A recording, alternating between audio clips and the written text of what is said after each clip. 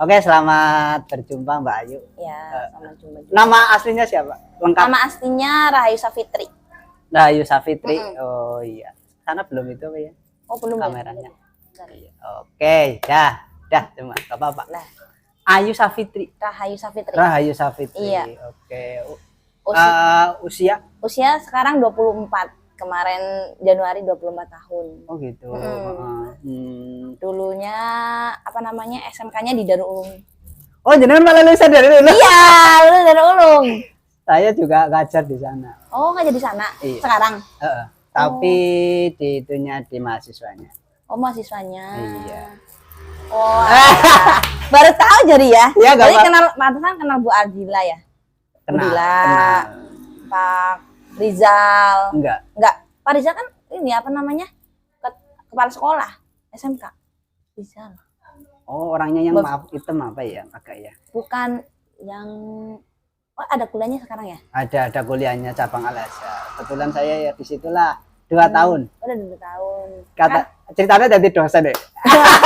Oh, dari dosen ya. Iya, alhamdulillah di situ. Jadi ya tukar pengalaman aja sih. Iya. Saya buat konten ini juga tujuannya untuk salah satunya pendidikan.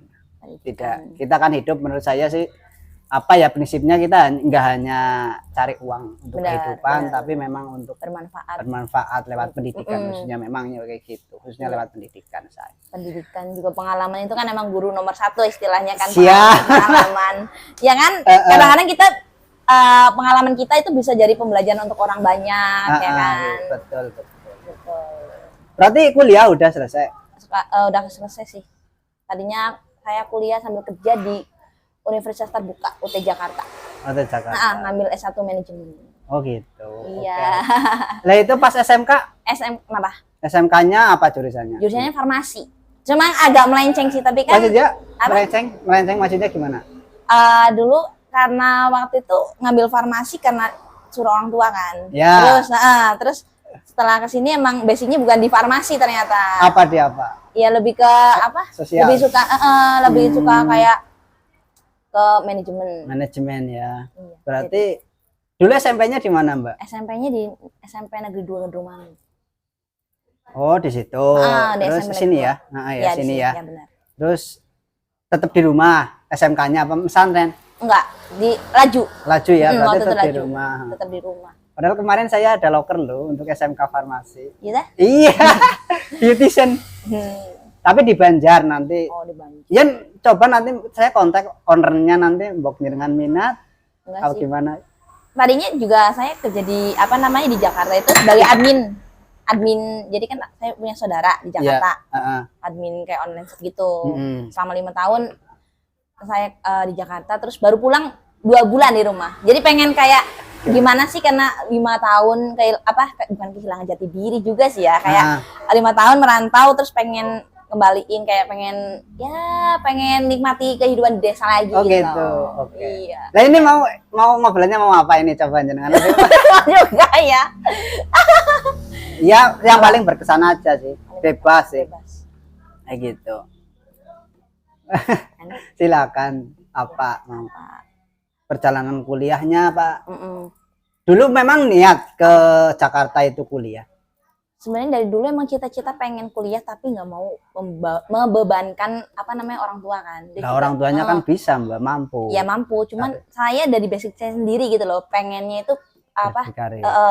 Intinya saya pengen pendidikan saya sendiri dengan uang saya sendiri, intinya gitu. Saya pengen mandiri istilahnya gitu, nggak mau membebankan kedua orang tua saya. Tapi orang tua sempat mendukung nggak, maksudnya ada kamu kuliah aja yuk kayak gitu apa gimana? Coba prosesnya waktu itu setelah lulus SMK itu kan apa namanya, saya sempat berhenti 1 tahun, terus baru lanjutin kuliah.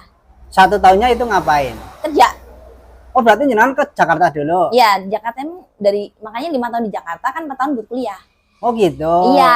Ya 1 tahun kerja. Iya di tempat saudara itu. Iya tempat. Berarti 5 tahun di tempat saudara. Iya. Makanya saya pengen pulang, pengen kayak nyari, karena kan hidup harus terus berjalan. Terus juga kayak kalau kita nggak keluar dari zona nyaman di Jakarta, kita nggak jadi apa-apa gitu, nggak ada tantangan atau challenge gitu. Makanya saya pulang ke Jawa ya pengen nyari pengalaman, terus juga mau nikmatin kayak pengen ya kalau itu kan. Tapi susah loh di desa, memang susah seperti di kota kayak ya, gitu. Betul. Lah itu nanti dulu. Kalau kuliahnya itu sudah memang dari lulus SMK, apa memang setelah 1 tahun itu jenengan? Oh, setelah 1 tahun itu berpikir, maksudnya disemangatin juga kan oleh saudara-saudara sana di Jakarta, ini kuliah lagi gitu, ya udah kuliah lagi. Tadinya sebelumnya aku ikut SBMPTN juga kan, daftar di Purwokerto. Cuma waktu itu gagal, nggak ini. Terus di Purwokerto di mana? Di Unsud. Terus gagal. Nggak bisa, jadi udahlah berhenti dulu setahun, coba kayak pengen istirahat juga kan. Iya. Terus tapi emang ada keinginan lanjut kuliah, pengen. Berarti di Unsudnya nggak lulus? Waktu itu nggak, pas SBMPTN. Nggak lulus. Terus udah lah mau gimana ini gitu ya? Iya, pengennya nyoba tahun depannya lagi kan. Tapi ya di Universitas Terbuka UT Jakarta aja, sambil kerja kan bisa kan. Iya. Ya, berarti di 1 tahun terus ke Jakarta, berangkat di sana kerja, terus 1 tahun apa ya? Lanjut kuliah. Lanjut kuliah sambil kerja di situ juga. Sampai akhirnya 4 tahun. Lah berarti itu apa jam kuliahnya, hari kuliahnya hari apa Pak? Sabtu Minggu. Tiap hari sebenarnya Senin, Selasa, Rabu, Kamis, Jumat tuh online, terus hari Sabtu Minggunya tuh pertemuan. Tatap muka. Iya benar. Oh iya. Jadi nggak ngebatasin waktu kerja juga kan. Lah kerjanya jam berapa emang? Kerjanya jam 8 sampai jam 4. Jam 8 sampai jam sore? Iya. Jam 8 pagi sampai jam 4 sore? Iya. Nah itu kerjanya apa Mbak? Admin. Jadi admin online shop. Jadi kayak saudaraku tuh punya produk skincare. Terus aku fotoin, terus kayak aku jadi kalau misalkan orang yang nanya-nanya tuh nanya langsung ke aku gitu. Terus juga bagian kayak mau order apa lain sebagainya itu kan. Berarti jenengan cuma ibaratnya balas chat-chatan gitu? Ya, lebih ke itu. Terus juga ya kadang-kadang bikin konten buat ngedit gitu juga. Ngedit buat di-upload di sosial media kayak. Jenengan juga. Iya. Di Shopee. Kebetulan istri saya juga punya skincare. Ada skincare juga. Iya. Online juga? Enggak. Jasa. Ya facial kayak apalah itu saya juga paham. Baru 1 bulan sih. Baru 1 bulan. Tapi produknya emang brandnya istrinya? Iya. Gitu. Jadi tempatnya itu di apa? Raja Wali Motor. Raja Wali Motor. Dari Rumah Sakit Agisna ke barat kisaran 200 meter kanan jalan. Derma. Oh, Derma. Derma Expert. Iya gitu. Itu. Ya Kak, kali-kali mampir lah Mbak, bantu jualin ya gitu loh. Oh iya bisa. Kayak bisa lah, bisa banget ya. Loh jangan udah 5 tahun kan luar biasa ya gitu. Kemarin juga butuh karyawan, tapi sudah nemu. Alhamdulillah 1 bulan ini ya sudah. Agak ini ya. Sudah rame lah. Rame, gitu. iya. Gitu. Kebetulan kan istri saya dulu juga di kecantikan. Kecantikan juga. Ya. Terus akhirnya buat brand sendiri ya Derma itu. Ya? Iyalah, kan memang kalau dulu misalkan gitu kita karyawan lama-lama ya jadi owner. Iya benar. Kayak gitu. Ketika kita jadi karyawan ya kita ambil ilmunya. Nah, nanti kalau kita sudah mampu untuk berdikari. Iya. Kan bebas. Gak ada aturan. Betul. Gitu. Coba ya Pak ya. gitu mencoba. Lalu kuliah di sana apa yang dirasakan Mbak ketika jenengan itu kuliah? Ya kadang pas semester pertama emang kayak semester pertama, semester kedua, ketiga itu emang masih semangatnya kan. Terus ada titik di mana pas semester 3 itu ada yang kayak agak males, tapi saya menyemangati diri saya sendiri kayak masa ini kan jarang loh gitu orang yang bisa kuliah gitu. Saya menyemangati diri saya sendiri ketika jarang kamu kuliah, orang lain di luar sana pengen kuliah, masa kamu malas-malasan gitu. Saya seperti itu sih, kayak menerapkan ke diri aku kalau harus semangat, terus semangat gitu lah. Ya ada titik ya pasti ada kan setiap orang ya Mbak ya. Iya titik ya. Males apa ibarat ngedonnya gitu. Iya.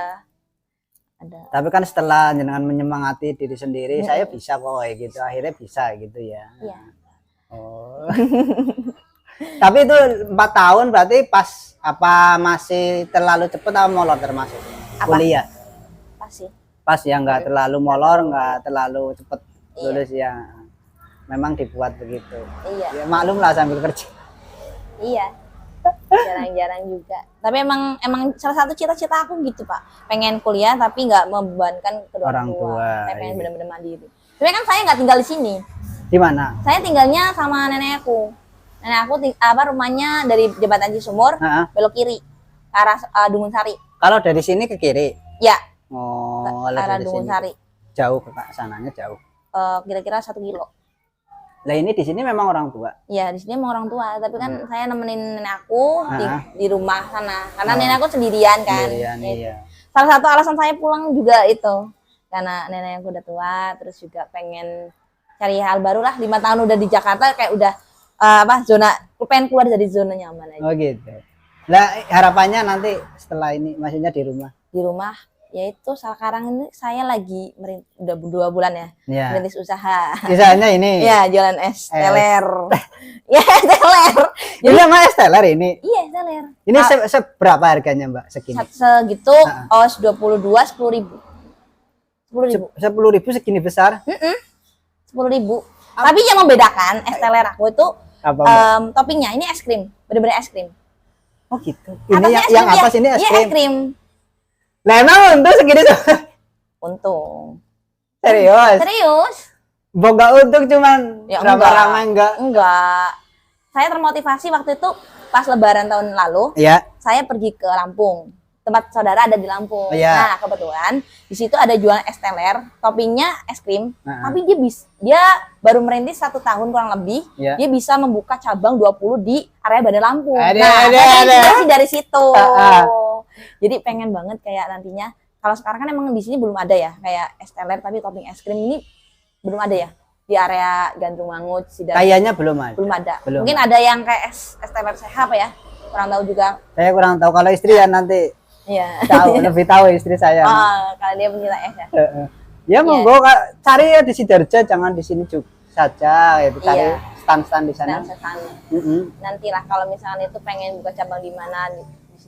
Kalau sini kan yang ramai Sidoarjo gitu sih. Iya benar. Sidoarjo. Terus juga sekarang kalau di sini juga udah mulai kayak Grab gitu udah mulai ya, Pak? Iya udah, tapi nggak cepet banget sih. Nggak cepet banget. Kalau Sidoarjo memang kalau saya amati secara ekonomi kurang itu sih, kurang rame. Karena kan orangnya kurang pendatang di sini. Iya. Benar. Tapi ya namanya usaha kan nggak tahu lah ya. Iya. Nah, nggak tahu laku apa tidaknya. Tadi ini 10.000 ini? Ini 10.000. Wow. Ini 10.000. Jadi saya ada varian kayak biasanya ada. Mati itu kameranya. Iya. Iya. Aduh. Iya. Apa ngedrop? Nggak tahu. Nggak ada lupa. Itu nggak ada jeda ya? Nggak apa-apa. Namanya deh. Nggak apa-apa. Kameranya mati. Kameranya mati. Nggak apa-apa. Iya. Ya? Dah ya, dah. Oke. Video dulu. Dah. Iya. Terus jenengan ke Lampung, di sana banyak. Jadi saya ngambil pelajaran dari ownernya langsung kan, namanya Mbak Siti Seha itu kan. Iya. Dia apa namanya? Ya awalnya emang kerja di perusahaan, terus dia resign, terus mendirikan usaha namanya itu kalau di sana namanya Es Teler Global Metro. Terus dia udah buka cabang 20 di area Bandar Lampung. Jadi saya terinspirasi dari situ. Sehingga saya pulang ke Jawa. Kampung ya. Kampung pengen buka ya, usaha es teler ini. Oh gitu ya. Iya, apalagi nanti mau bulan puasa kan. Waduh. Nah, ya kan? Yang penting jangan buka di pagi hari, Mbak. Enggak, jangan. Enggak, nanti paling buka antara jam 4. 4 lah ya, jam 4 naik. Jam 4. Terus nanti juga rencana pengen masukin juga di Grab kalau itu. Grab atau GoFood ya. GoFood ya, sini ya ada. Freelance juga ada ininya. Ya, bagus. Berarti jenengan tahu resepnya dari saudara? Iya, dari Mbak Siti, yang ownernya itu. Ya, ownernya gitu. Di Lampung. Lah dianya sih dari beliau dari mana? Dari dia sendiri. Dia ada resep dia sendiri rahasia. Iya. Berarti ini ada rahasianya? Ada. Oke. Saya cicipi ya, Mbak ya. Boleh. Bismillahirrahmanirrahim. Ya, aduk dulu, Pak. Takut kurang manis. Ya, manis ya relatif. Berarti ini krim, es krim ini atas ya? Bener es krim. Oke lah, sedulur KB. Pengen nyicipin es teler wir. Apa? Es teler wir. Ya kan di TikToknya es teler wir. Facebooknya juga es teler wir. Alamannya dari apa ya?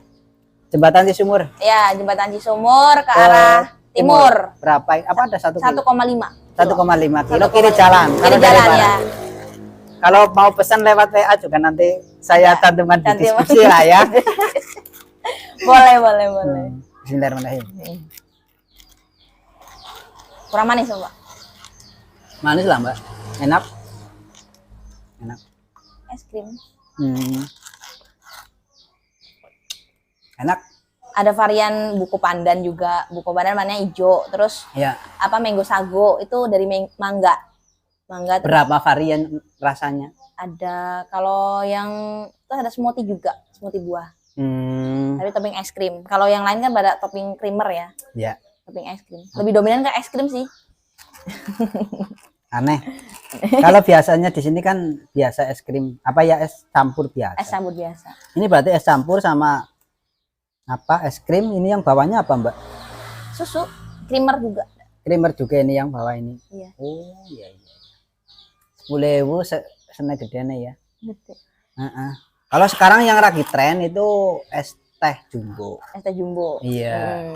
2.500. Ada yang 3.000. Kalau 3.000 itu varian apa ya? Varian rasa gitu ya? Kalau yang baru launching biasanya 2.500, Mbak. 2.500. Tapi kalau yang sudah jalan biasanya 3.000. 3.000. Karena kalau 2.500 menurut matematik nggak untung. Nggak untung. Iya, nggak untung. Sedikit banget lah untungnya. Tapi kalau 3.000 kan ya lumayan lah. 500 udah masuk kayak gitu. Terus emang saya hobi jualan emang dari SD. Saya pernah jualan waktu itu pas SD jualan es lilin. Nah dulu. Jadi bude saya yang bikin es lilinnya, saya bawa termos ke sekolahan kan. Terus saya jualin ke teman-teman. Nanti hasilnya misalkan laku 30.000, saya dapat 5.000 gitu dari itu. Emang dari dulu emang hobi dagang. Oh gitu ya. Di SMP jualan keripik pernah. Di mana? Di sekolahan. Iya, bawa ke sekolahan keripik terus jualin ke teman-teman, laku buat jajan sendiri untungannya. Oh gitu ya. Terus pas SMK juga pernah juga jualan donat. Jadi donat bayi-bayian buat sarapan anak-anak. Saya bawa donat, terus saya keliling ke kelas-kelas kan. SMK.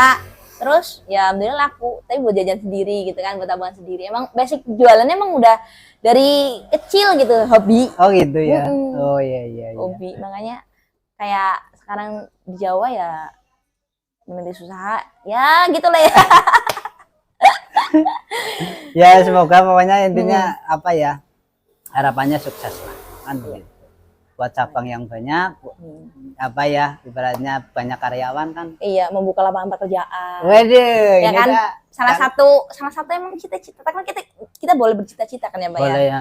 Kita setinggi mungkin. Gak apa-apa sambil jalan lah ya. Karena pengen merintis usaha gitu. Lah nanti kedepannya pengen nggak apa istilah menggunakan ijazahnya?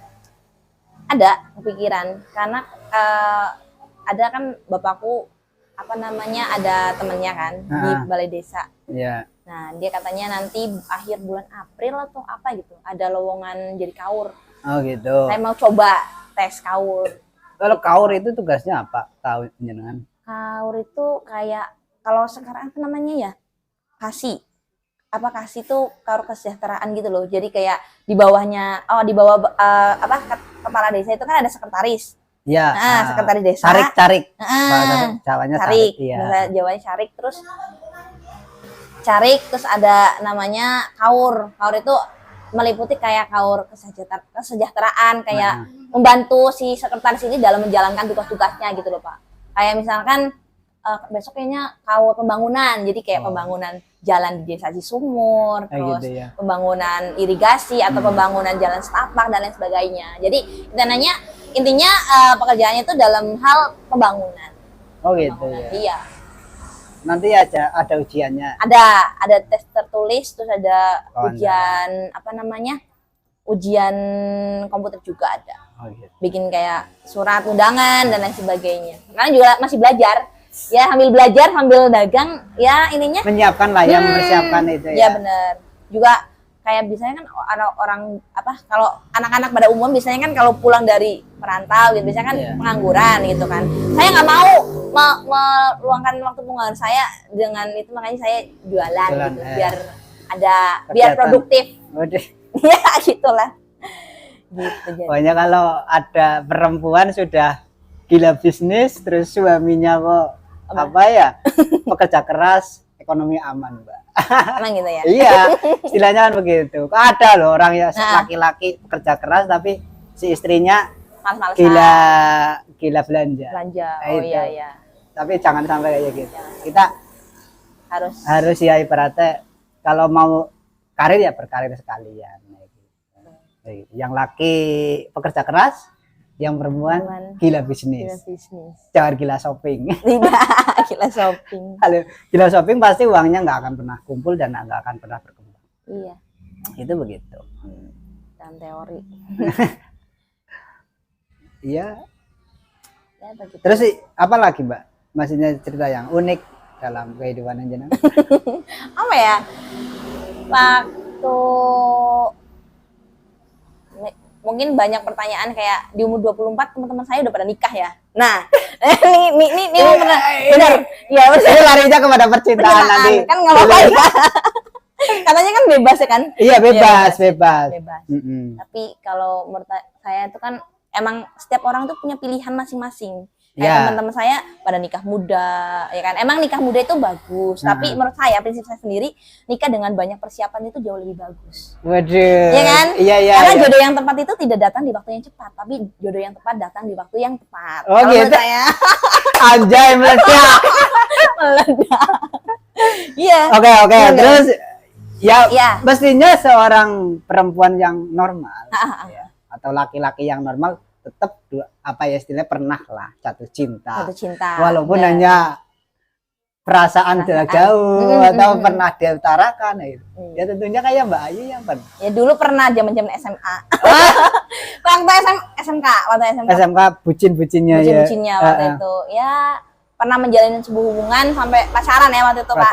2 tahun terus pas akhirnya saya ke Jakarta, LDR kan, terus lama-lama miskomunikasi terus putus. Jadi semenjak dari situ saya belajar lagi kayak sekarang buat apa pacaran gitu. Ujung-ujungnya cuma jagain jodoh orang, terus juga buat apa pacaran lama-lama cuman karena saya perempuan gitu kan. Kalau misalnya pacaran lama-lama yang dirugiin biasanya pihak perempuan. Maksudnya nantinya kalau misalkan maksudnya gimana ya, kalau misalkan perempuan lama-lama pacaran kan masa iya nanti ini mantannya banyak, ngapain diperbanyak, itu mantannya tuh ngapain gitu loh. Jadi menurut saya ya sekarang memperbaiki diri aja, karena kan jodoh cerminan diri sendiri. Oh gitu ya. Jadi lebih baik memperbaiki diri aja lah. Nanti kalau memang waktunya udah tepat, saya udah siap nikah, siapapun nanti yang mau ngelamar ya monggo. Oke, sedulur ini ada cewek belum nikah, lulusan S1, punya bisnis S-teller dan jiwa bisnisnya tinggi. Pokoknya calon istri idaman. Ya. Gitu. Tapi kan selama kuliah tetap lo pernah menjalin sebuah percintaan apa enggak sekarang? Pas kuliah ada yang pernah dekat, cuman saya menyikapinya kayak sebagai teman aja lah, membatasi diri juga. Diri, ya. Emang udah nggak mau lagi lah, intinya kayak pengen fokus sama kuliah dan kerja gitu ya. Kalau SMK kan masih gitu lah. Bucin-bucinnya ya gitulah ya. Nggak tahu resiko, nggak mikir resiko dan lain sebagainya, manfaatnya nggak ada. Mungkin ya karena saatnya begitu ya gitu ya. Ya waktu itu kan emang masih labil juga ya Pak ya. Masih labil. Jadi seru kayak gitu. Kalau kayak gini seru hidupnya. Ya.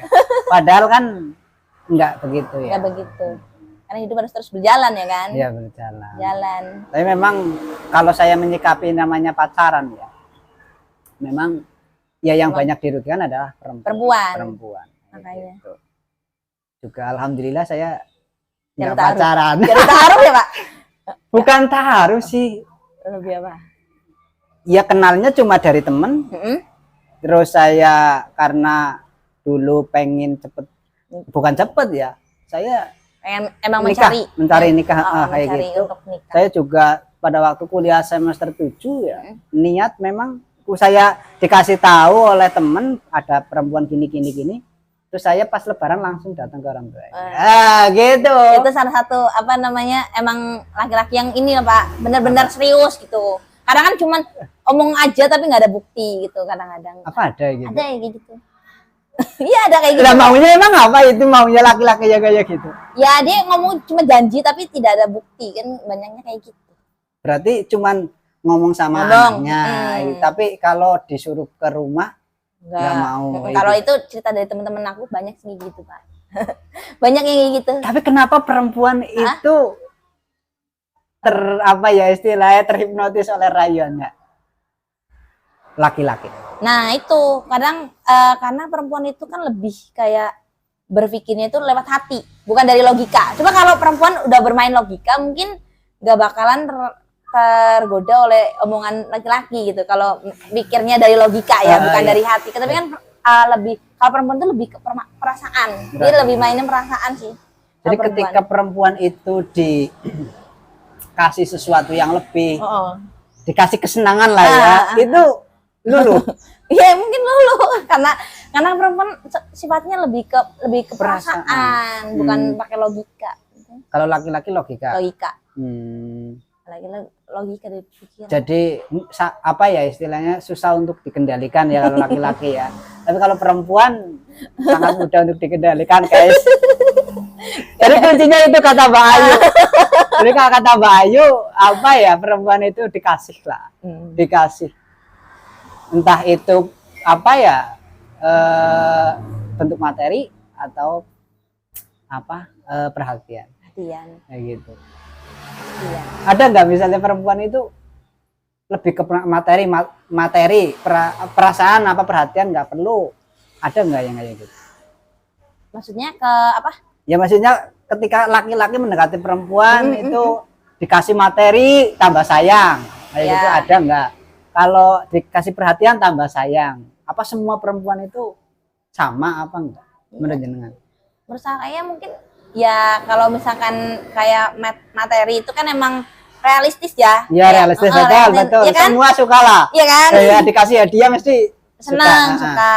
Terus juga ya intinya kayak itu lebih ke effort. Effort kayak sebuah hubungan kan emang harus dua-duanya emang saling effort sama-sama. Jadi kalau menurut aku ya emang banyak gitu sih Bang. Berarti laki-laki nggak perlu ganteng banget lah ya, tapi yang penting kalau menurut aku sebenarnya kalau perempuan itu lebih suka yang cowok itu humoris daripada romantis, lebih humoris karena walaupun mukanya mohon maaf misalkan pas-pasan gitu, tapi dia bisa bikin si cewek itu lulu kayak sering tawa terus dengan kayak bicaranya itu bikin perempuan apa senang gitu kan, suasananya jadi hangat gitu. Itu malah buat cewek itu bahagia gitu. Iyalah yang humoris Pak, bener aja. Iya yang humoris walaupun sedang-sedang saja secara materi kayak gitu. Iya. Berarti tipenya Mbak Ayu suaminya itu besok yang enak diajak ngobrol. Karena kan pernikahan itu kan emang cari teman hidup. Ya kan? Tapi realitanya nggak begitu, Mbak. Realitanya. Iya, realitanya gini ya. Kalau saya rasakan, istri saya itu cenderungnya pendiam. Kalau saya aslinya senengnya ngobrol. Oh iya. Rame gitu dengan orang itu cepet enak ngobrol. Aja. Tapi kalau istri saya enggak. Oh. Memang begitu kalau saya rasakan dan memang katanya sih. Untuk balance saja sih. Iya. Yang satu saling melengkapi gitu. Iya benar, saling melengkapi. Ada yang cowoknya bawel, terus cowoknya pendiam, ada. Sabarnya walau dolin lah ya. Sabarnya cowoknya nggak ada batasnya ya ada ya gitu. Katanya sih, tapi ya kembalinya kepada nanti jodohnya masing-masing. Tapi memang fenomena sekarang yang lagi ramai itu perceraian. Bener. Saya lihat berita waktu itu kaget, setiap minggu apa ya? Apa setiap hari? Oh, sehari. Ada 19 janda muda. Nah, itu yang buat saya kayak kok banyak gitu, kayak gitu. Mungkin emang banyaknya perceraian itu lebih kebanyakan dari ekonominya, Pak. Memang kalau perempuan itu saya rasakan dan saya amati ya, perempuan itu sebenarnya pengen laki-lakinya satu secara ekonomi itu bagus. Terus secara karir bagus. Itu harus ada peningkatan, Mbak. Harus ada peningkatan, nggak boleh stagnan dalam hidup ini, nggak boleh stagnan. Ketika stagnan, terus perempuannya itu sudah mulai berani dengan suami, terus dia punya punya istilahnya punya kebanggaan diri. Saya bisa kok cari yang lain daripada dia. Itu biasanya lepas. Biasanya seperti itu ya. Iya. Tapi ketika nggak ada channel untuk bisa lari ke yang lain, insya Allah ya masih bisa menjaga diri lah, itu perempuan. Tapi memang perempuan itu ya kayak gitu. Banyak kan kayak gitu.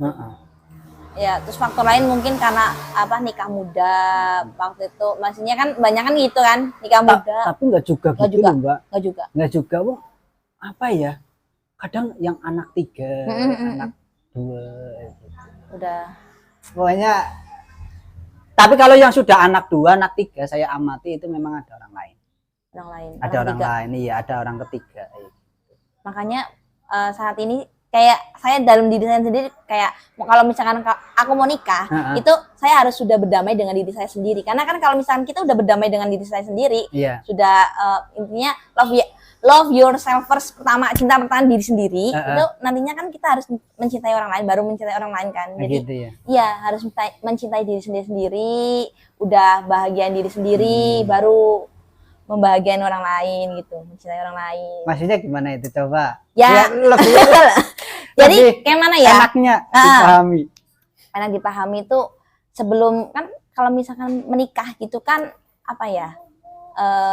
kita harus emang komitmen ya, Pak ya. Komitmen kan dengan pasangan nantinya kan. Iya. Tapi kadang-kadang masih kayak perempuan itu, misalkan perempuan ngurus anak di rumah dan lain sebagainya, terus yang laki bisa main sama teman-temannya dan lain sebagainya. Nah itu bisa keluar bebas. Bisa keluar bebas kan, nggak adil gitu kan. Jadi kayak perempuan itu, aku saat ini pengen puas-puasin masa-masa muda, puas-puasin sendiri dulu lah istilahnya gitu. Nanti kalau misalkan aku udah bersuami ya nanti sepenuhnya ya aku bakalan ini sama suami kan, apa minta izin sama suami dan gitu sebagainya. Iya, karena kan ridho istri ada di suami kan. Iya. Ya itu. Gitu. Oke. Tapi ya memang sadar diri lah. Sadar diri saya itu istri, saya itu ya makmum.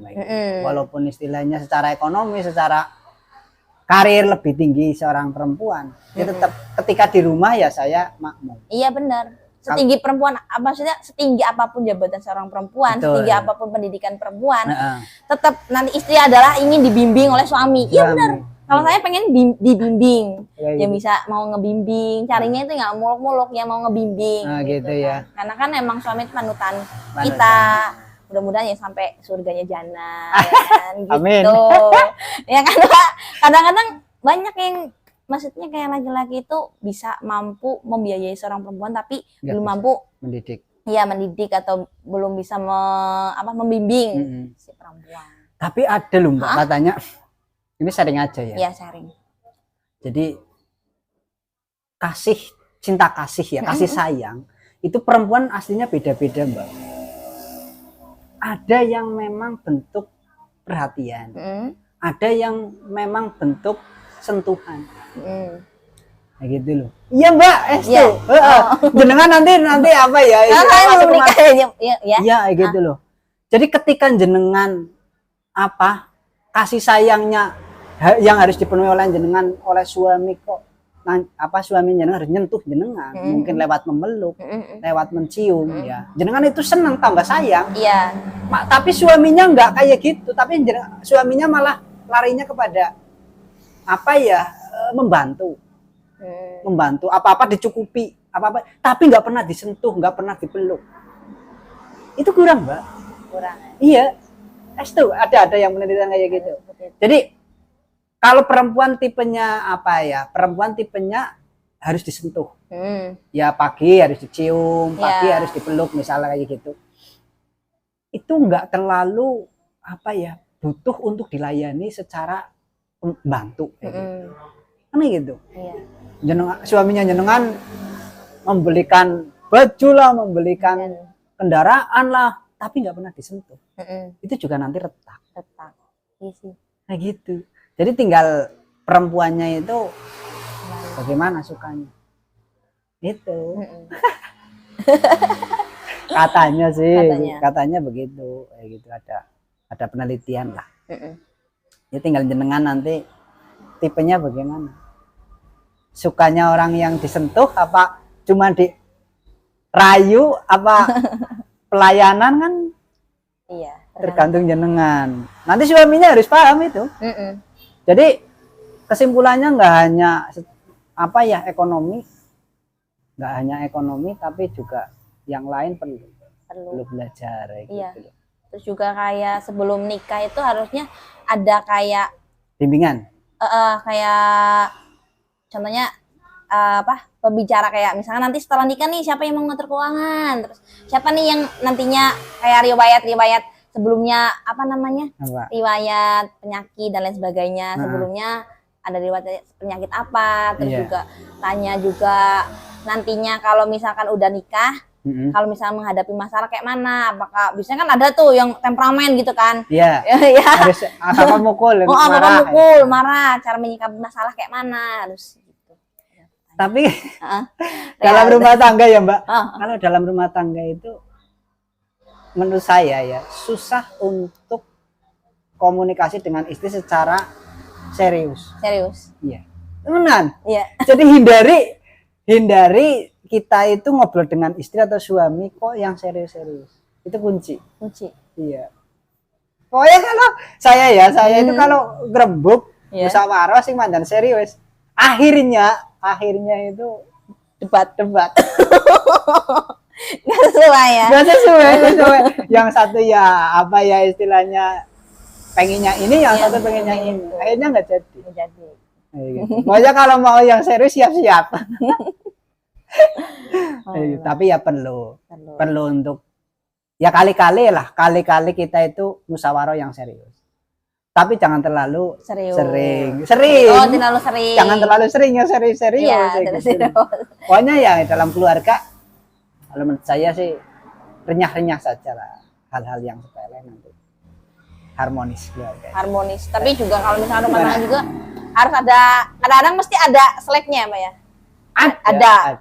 Karena kalau misalkan hubungan kayak harmonis saja juga nggak seru kan. Kalau nggak ada berantem ya. Nanti ujungnya balikan lagi. Balikan lagi. Betul. Ya iyalah. Gitu. Kalau yang satu sabar ya insya Allah.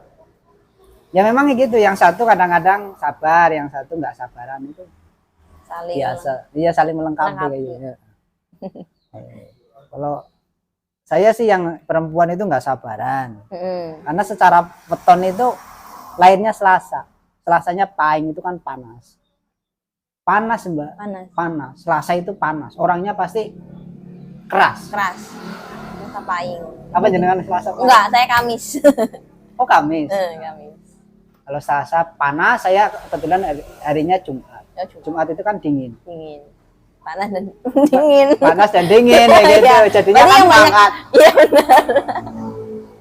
Katanya gitu, gitu. Dengan Kamis itu larinya nanti cocoknya apa? Nggak tahu juga. Kalau weton-weton kayak gitu sih. Sebenarnya weton itu ya hanya membawa karakter masing-masing.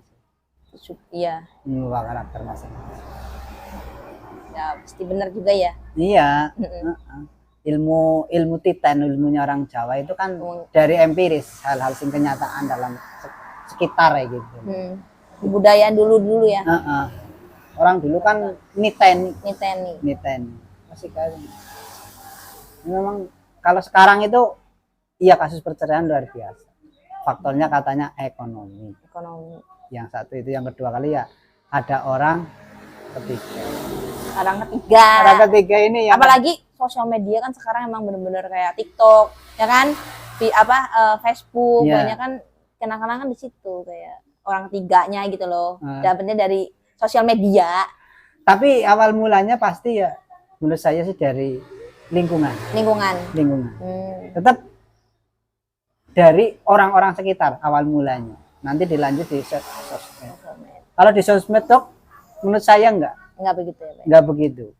Karena kan sosmed kadang-kadang nggak tahu secara detailnya itu nggak tahu, cuman kenal-kenal.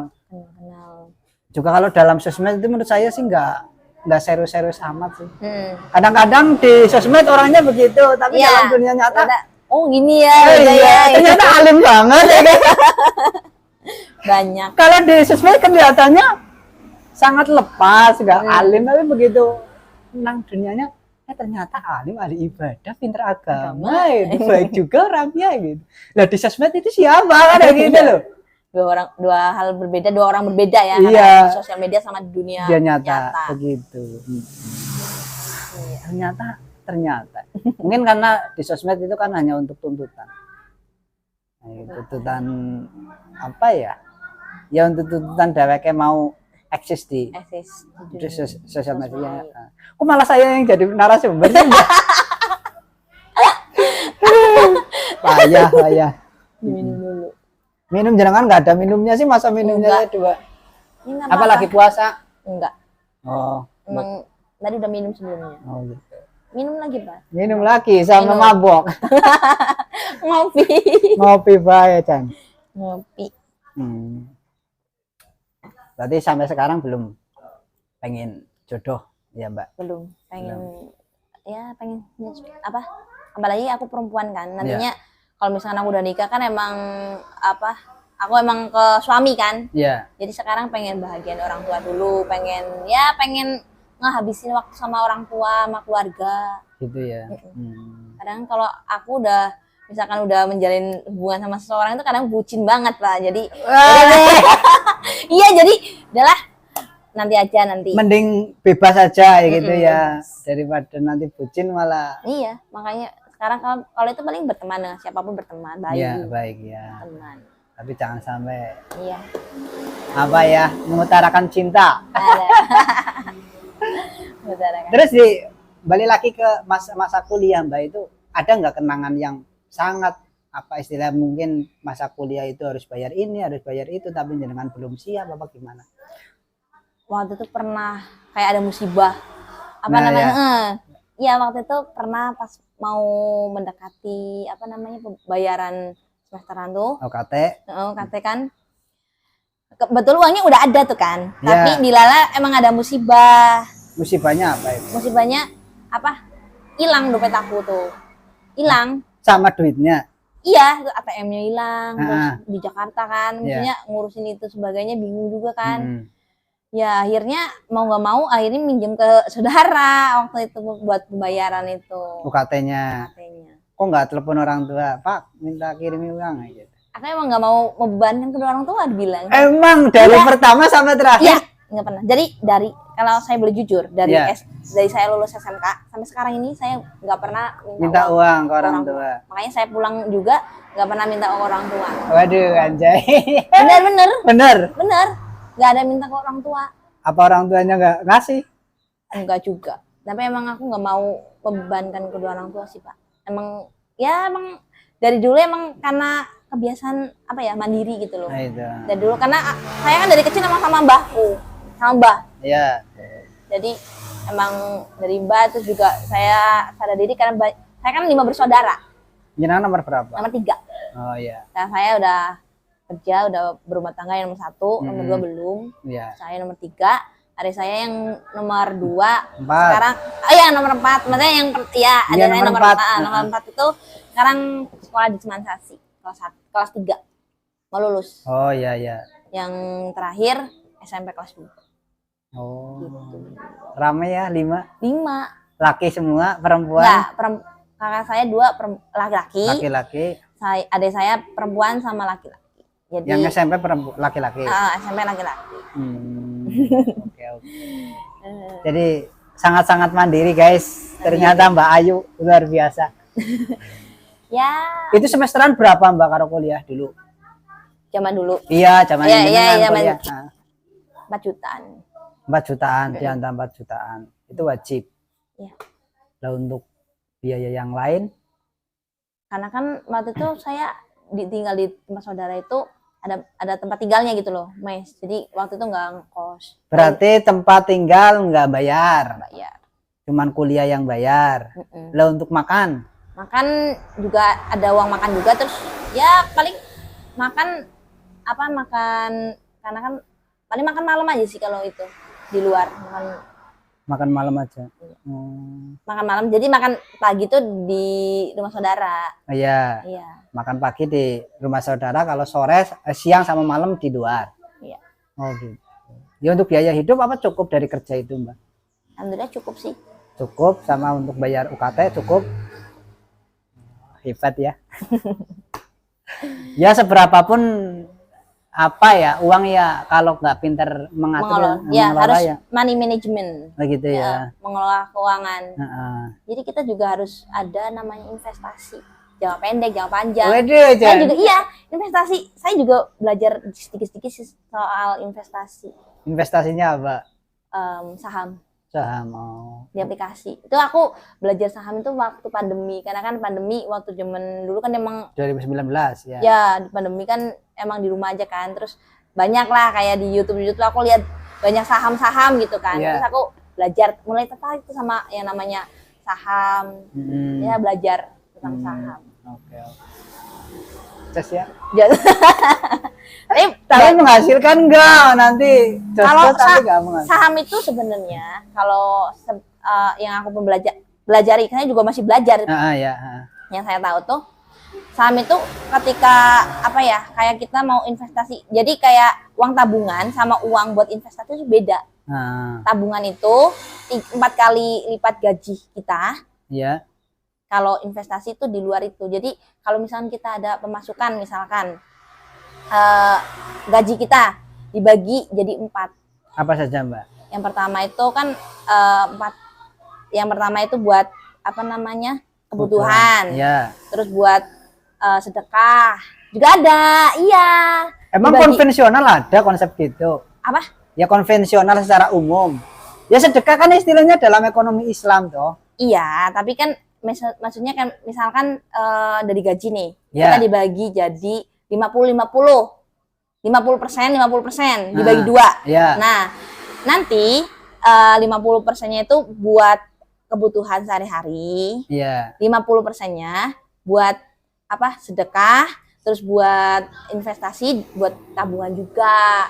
Itu istilah sedekah dalam ekonomi umum? Ya enggak juga, kalau misalkan kita sendiri gitu. Pasti kan bukan umum juga sih, tergantung setiap orang masing-masing. Karena menurut aku nerapinnya ada buat sisihin juga buat sedekah gitu dari gaji gitu loh. Tujuannya apa, Mbak? Kenapa? Menurut jenengan? Investasi buat akhirat, Mbak. Berarti memang yang sedekah itu investasi buat akhirat. Apa? Pikirannya jenengan, menurut jenengan gitu. Ya enggak juga, karena kan setiap rezeki yang kita dapat itu kan ada terselip juga hak orang lain. Hak orang lain. Itu kan secara agama, Mbak. Iya. Secara nalar, logika. Coba menurut jenengan gimana? Gimana ya? Kenapa kita harus berbagi? Karena menurut aku sebaik-baik manusia adalah manusia bermanfaat bagi sekitar. Kalau pohon aja yang diem aja bisa memberikan manfaat bagi orang lain, kenapa kita yang bisa bergerak itu tidak bisa memberikan manfaat bagi orang lain? Emang dengan bersedekah itu, dengan memberi itu nanti ada kembalian untuk kita? Enggak juga sih. Ya, gimana yo? Ya, coba. Ya, dalam misalnya kita memberi sesama orang lain. Gitu. Ya, orang lain ya, katakanlah orang tua. Orang tua kan termasuk orang lain lah ya. Atau tetangga apa. Coba penalarannya menurut jenengan apa bermanfaat sih bagi kita? Kalau menurut aku berbagi itu bukan bermanfaat. Ya emang bermanfaat. Kadang-kadang kita memberi itu ada yang orang biar dibalas juga dengan kebaikan gitu kan. Biar dibalas juga dengan sesuai. Tapi kalau menurut aku kalau misalnya kita berbagi itu biar menjadikan seseorang itu bisa, misalkan aku bantu si A nih lagi kesusahan. Nah, saya nggak pengen dibalas sama si A, tapi saya pengennya si A juga berbuat baik juga sama yang lainnya juga gitu. Kalau menurut aku sih kayak gitu. Tapi ketika kita punya usaha ya, kita punya usaha terus rezeki kita akhir bulan ternyata dihitung itu ya ada anggaran untuk sosial itu menurut jenengan bagi bisnis kita itu ngaruh nggak Mbak? Ya maksudnya ngaruh kayak mana? Ya ngaruh bisnis kita jadi lebih rame nanti ke depannya gitu loh. Kalau secara matematis kan bahwa sedekah itu kan atau kita ngasih ke lain itu kan berkurang Mbak. Iya. Ya kan berkurang kayak gitu. Ya jelas sih kita itu bermanfaat ya kepada orang lain, tapi ada nggak menurut jenengan timbal baliknya untuk kita sebagai pembisnis misalnya? Ya ada, kalau misalkan kita kayak emang kalau misalkan kita ngasih ke orang misalkan kayak ada, saya juga ada kalau misalkan Jumat itu ada Jumat berkah. Iya, betul. Salah satu Jumat berkah. Ya alhamdulillahnya setelah Jumat berkah bukan emang kebetulan sih, tapi setelah itu ada banyak orderan masuk, terus banyak yang beli gitu dari hal-hal seperti itu. Kayak ngasih. Kayak waktu itu aku pernah juga Jumat berkah ngasih ke masjid gitu kan. 50 pieces es gitu kan. Terus dilarangnya esoknya ada yang pesen 10, terus ada pesan 20 gitu. Ada juga pesan buat dijual lagi sama yang lain acara gitu. Berarti secara tidak langsung ya. Iya, secara tidak langsung. Nanti alam yang atau yang sekitar kita itu akan memberikan energi positif juga kepada kita. Karena kan rezeki Allah yang ngatur. Jadi Allah langsung gitu kan. Ya memang ya, kayak gitu sedulur kabeh. Pokoknya kayak gitu. Jadi ketika kita bersedekah secara tidak langsung itu sebenarnya kita sedang menarik rezeki dulu. Iya. Karena kan orang ya kalau kita ngasih ke orang, ini saya kasih es misalnya, kayak punya Mbak Ayu. Paling tidak pertama itu kan orang yang dikasih itu mendoakan, terima kasih. Ya kan terima kasih. Pertama terima kasih, yang kedua ya mendoakan. Mudah-mudahan lebih ramai lagi dagangannya Mbak. Terus yang ketiga dia itu akan cerita. Ini loh ke orang lain bahwa di sana itu ada es gitu loh. Lah itu kan penalaran untuk bahwa kita memberi itu bisa narik omset. Itu dari cerita itu nanti di sana ada es, kemarin saya juga dikasih gitu kan.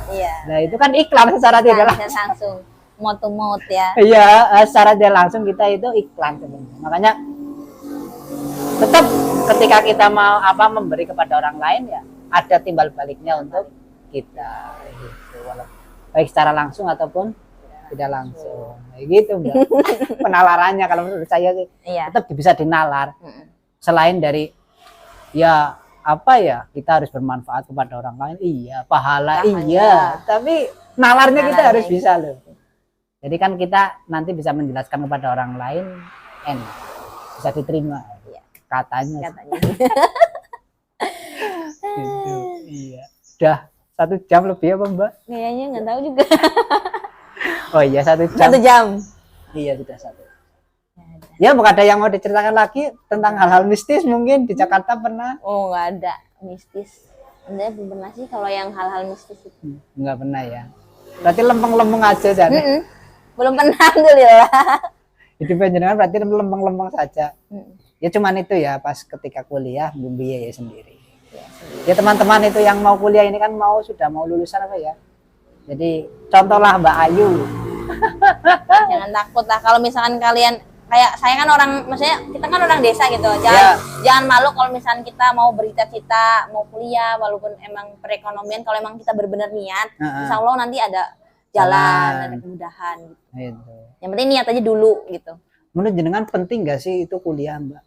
Kalau menurut aku banyak yang penting pendidikan emang penting. Cuman nggak harus juga nggak apa-apa karena kan lebih kayak pendidikan emang gimana sih Kak? Tapi kalau kita di pendidikan gitu, kalau kita dengan bertemu dengan bersosialisasi dengan orang banyak itu juga kayak kuliah itu sebagai ajang untuk kayak menambah wawasan, pemikiran kita lebih luas, tambah silaturahim.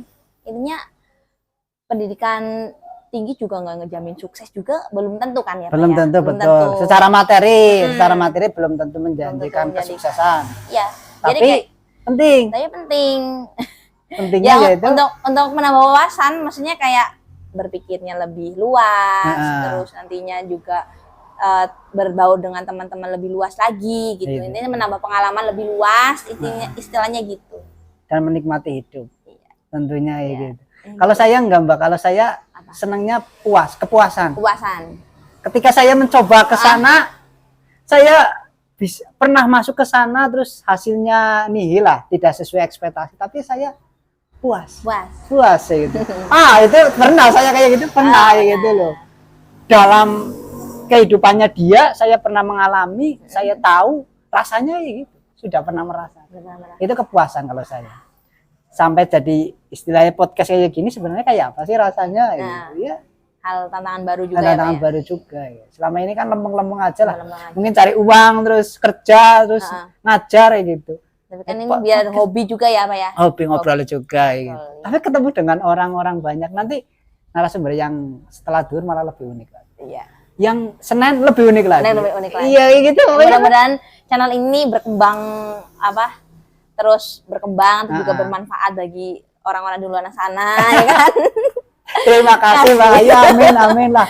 Amin. Ya gitu, juga jenengan usahanya makin lancar. Amin. Makin berkembang. Amin. Jangan lupa mampir di Estelerwir. Estelerwir. Alamatnya itu ada di Dusun Purwadadi, Desa Cisumur, Jalur Selatan. Ya, depan jalan lintas. Ya, Jalur Selatan atau Jalur Selatan. Jalur Selatan. JLS. Apa ya? Jalan Lantu Ya CLSS apa ya? Jalur lintas selatan. Iya, jalur lintas selatan. Jangan lupa mampir, apalagi besok Ramadan. Tentunya yang berbau-bau es kalau sore itu enak sekali untuk di puasa. Ya, diminum lah.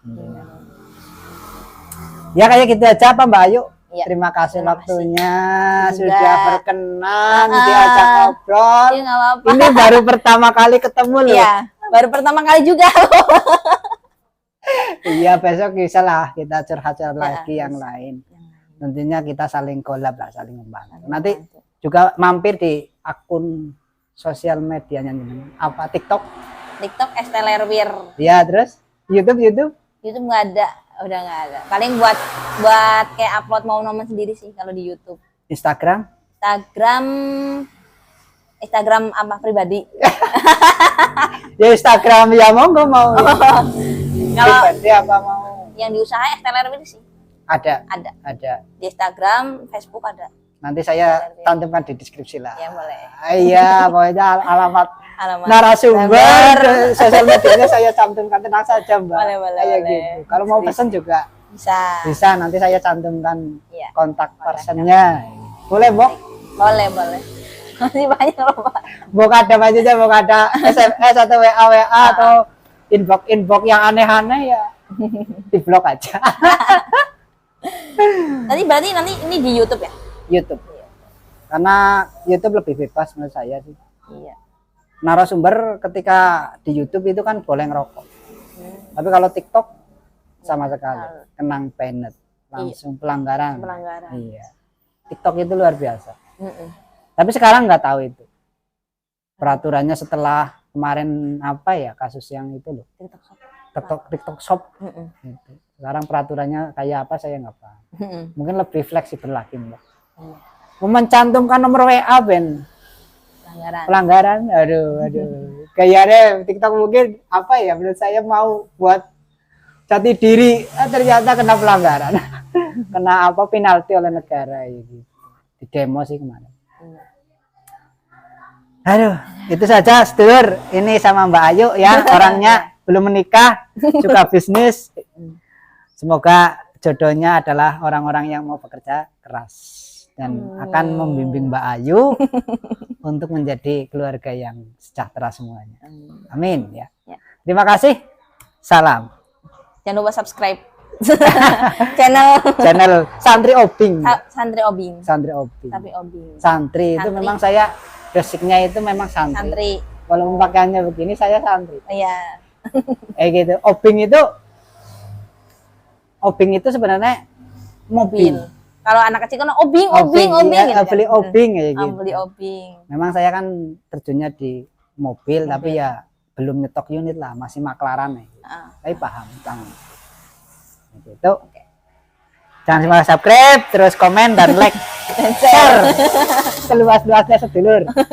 Terus untuk rekan-rekan semuanya yang mau jadi narasumber seperti Mbak Ayu, boleh ya hubungi saya nanti di deskripsi nomor kontak saya.